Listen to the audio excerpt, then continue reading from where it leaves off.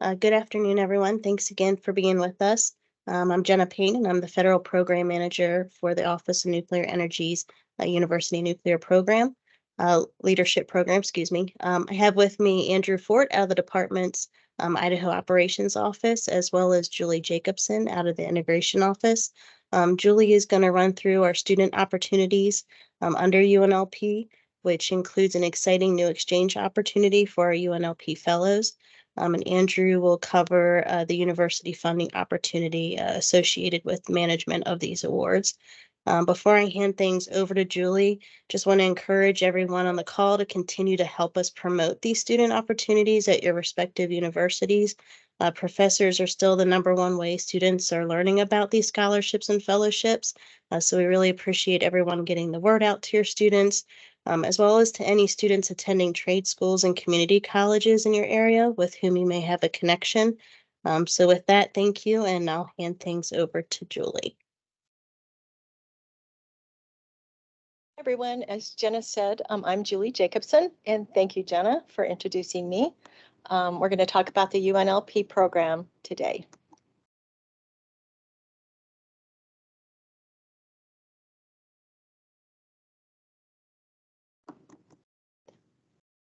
Okay. If you have a question during the webinar, please use the raise your hand function at the end of this presentation, and we will take questions.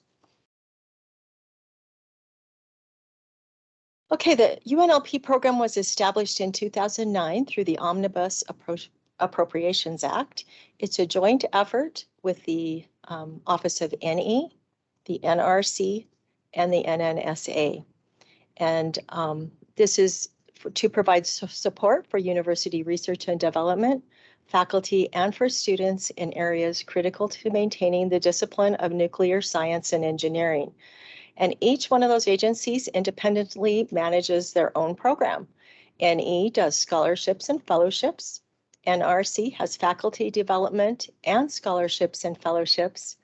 And the NNSA has a multi-university consortia focused on the student pipeline and research and development relevant to strong nuclear non-proliferation leadership.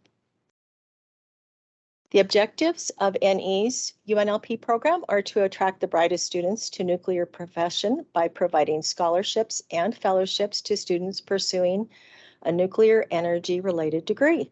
And this is to enhance the research and development capabilities at U.S. universities and to build the next generation of nuclear energy workforce, fulfilling the national demand for highly trained scientists and engineers to work in nuclear science and engineering areas.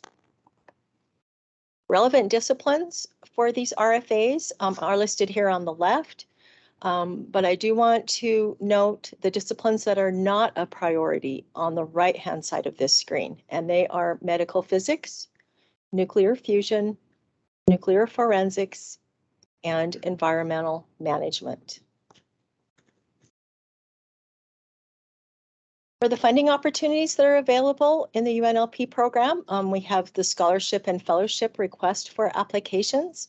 They're for undergraduate and graduate students from 2- and 4-year institutions of higher education pursuing a degree in a discipline related to nuclear energy. The opportunities are promoted at various places throughout the year. Approximately 75 scholarships and 30 fellowships are awarded, depending upon the funding level provided by Congress. Lately, it has been around $6 million, and it also depends on the quality of applications that are submitted. The next round of RFAs are anticipated to release in August of 2023, this fall. The other funding opportunity is the university funding opportunity announcement. And that one is for universities and colleges to establish their ability to accept student scholarship and fellowship funds through the UNLP program and manage the award on behalf of NE. To explain more about the 4-year college university program, that program awards scholarships in the amount of $10,000 as a 1-year award, and fellowships in the amount of $169,000 over 3 years. For the fellowship, each year, the student would get a $39,000 stipend $1,000 per year for research travel to present their student research, and a $14,000 per year cost of education fund to cover tuition, fees, and books, and then a one-time $7,000 stipend for the required internship that is sometime during the 3-year fellowship period, and that is to cover travel and housing during the internship. The requirements to apply are you must be a U.S. citizen or a legal permanent resident, be beyond your first year in college for scholarships, enrolled in a UNLP college or university as determined by the FOA application, be studying a field of interest that is a discipline related to NE, minimum 3.25 undergraduate GPA and 3.5 graduate GPA for fellowships, a minimum 3.0 GPA for scholarships. Then there's the Trade School and Community College Scholarship Program. And this award is to train nuclear energy related technicians. It's a 1-year, $5,000 award. General requirements for this one: you must be a U.S. citizen or legal permanent resident, minimum 3.0 GPA, enrolled in a UNLP approved institution, and studying a discipline of interest to NE. The required documents for the different RFAs. For scholarships, you must submit a personal career goals essay, 3 letters of reference if you're attending a 4-year school, 2 letters of reference if you're attending a trade school or community college. You must submit unofficial academic transcripts as well. For fellowships, you need to submit a personal career goals essay, a proposed graduate research essay, 3 letters of reference, unofficial academic transcripts, and a leadership summary. The reporting that is required for fellowships: first, there's reporting on the internship. Like I mentioned, fellows are required to participate in a 10-week minimum internship at DOE, a DOE national laboratory, or a facility designated and approved by NE. There's an additional $7,000 allowance provided to offset travel and housing during the internship, and students will work with their advisors to identify an appropriate internship. At the end of the internship, fellows need to submit a report.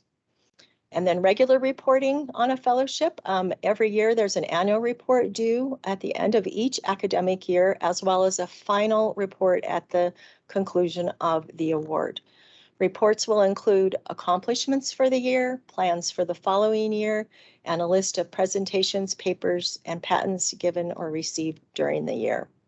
Concluding fellows, after the 3-year fellowship is done, also provide an annual email update on career progress for up to 5 years after the award ends. Okay, starting with this new RFA in FY 2023, UNLP fellows will have the opportunity to participate in a United Kingdom exchange opportunity. Up to 10 UNLP fellows will be competitively selected. Approximately will be a week-long visit to nuclear-related facilities in the United Kingdom, and additional funding will be provided for this opportunity.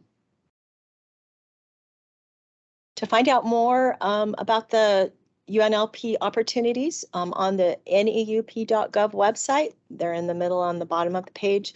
If you go to the resources tab across the top and then go to student resources, you'll see the scholarship and fellowship application documents, whatever is current, right there. Once the new RFAs are released, there will be links to them right there, as well as links to where you can submit an application. And on the bottom of that is the links for the universities to apply to be UNLP approved through the FOA. Over on the right-hand side are the upcoming events that are happening in the UNLP program. Okay, next we have the university funding opportunity, and we have Andrew Ford, our contracting officer, who is here to present that information. All right, good afternoon, everybody. As Julie said, my name's Andrew Ford. I'm the contracting officer out of the Idaho Operations Office. My group and other contracting officers in the Contract Management Division were responsible for negotiating all these awards once they're selected and being part of the FOA process, ensuring that the government has the authority to enter into these agreements and to provide this funding for these FOAs that we've discussed throughout today. So as she mentioned, we're going to continue on with the university funding opportunity announcement. And this serves as a support mechanism for annual UNLP RFAs to student applicants. It establishes cooperative agreements between institutions of higher education and DOE as an instrument to receive UNLP funds to be administered to students. Under this new FOA, I guess we use the term new, but it's getting pretty old now. I mean, the program's been around for a while under the IUP program for many years, and now UNLP with some changes, of course, over the course of time. But currently there's 64 cooperative agreements or approved universities on the list right now. And so there'll be a few more approved universities announced this year. So we're always accepting applications for new universities to become approved to administer funds under this program. DOE anticipates awarding cooperative agreements under this FOA. We do have substantial involvement as we were involved with the selection process of the students. And if you're already on the approved list, we don't need to set up another cooperative agreement for you. We just already have that one that's in place that will be used to administer the funds for the scholars and fellows. US IHEs awarded under this FOA will be recognized up to 13 years. However, in no event will new scholarships, fellowships be awarded after year 10 of this FOA. Obviously, the ones that started from the beginning will be in place for about 13 years. Those that are approved this year or later will have a shorter duration for the period of performance. Funding will not be provided to the IHE when they are selected as an approved institution. Perhaps. So in some years, you might just receive the award once you're on the list, but you also might have students approved under that same time frame. And there might be some years, there's no students selected, so you might go a few years without any incremental funding to the students, or it just depends from year to year on what students apply from your institution. And as we've already discussed, that's all done through the process that Julie had discussed earlier, through the RFA process, where the students apply, and where this one is just specifically to the university itself. Eligibility for award is restricted to US IHEs with 2 4-year and graduate programs of students in science and engineering disciplines related to nuclear energy. Students attending minority serving institutions, MSIs, including historically Black colleges and universities, HBCUs, and tribal colleges and universities, TCUs, or institutions located in a disadvantaged community, are highly encouraged to apply to the RFA. US IHEs with cooperative programs which share coursework between 2 or more US IHEs to meet the above requirements are also encouraged to apply.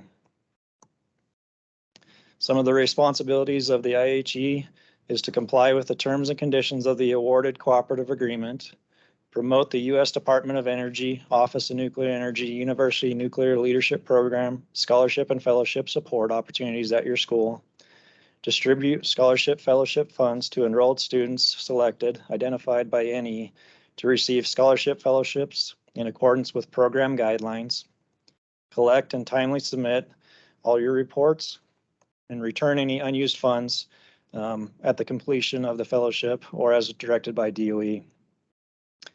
And the university does not receive any of these funds. They're all to be administered for the benefit of the scholar or fellow. The application process for the universities is pretty brief compared to our other FOAs. We just have a few of the documents here. the narrative should contain your program description and your faculty description for us to make a determination if you're can be added to the approved list to administer these awards. There's my contact information along with Julie Jacobson and Jenna Payne. And that's about sums it up for my portion. And we'd like to turn the time over if there's any questions. It looks like we do have a question. Oh, and it looks like Jenna just provided an answer. The question was if DOE anticipates increasing the tuition allowance anytime soon, because it stayed low. It has been reduced over the years and covers very little, where stipends go up every few years, just not the tuition. And it looks like we've received a response in the chat from Jenna saying that this is something that we take a look at each year. We try to balance the award. Oh, Jenna, and there you are. Would you like to? Yeah, would you like to speak to your comment? Talk to it so you didn't have to read my comment. I'm sorry. No, like Anna was saying, this is something that we take a look at each year. It's kind of a balance game. We're trying to provide the most support for the student while also making the fellowship competitive with other opportunities available to students. Then, you know, we're looking at our funding level and how many fellowships we'd like to award. So again, it's just about this idea of balance. And as I said in my comment, really appreciate the question and the comment. It's something that we hear often and understand that it can be a challenge for the university side. So it's something that we'll continue to look at, but that's kind of our approach to it each year. Thank you for that explanation, Jenna. We appreciate it.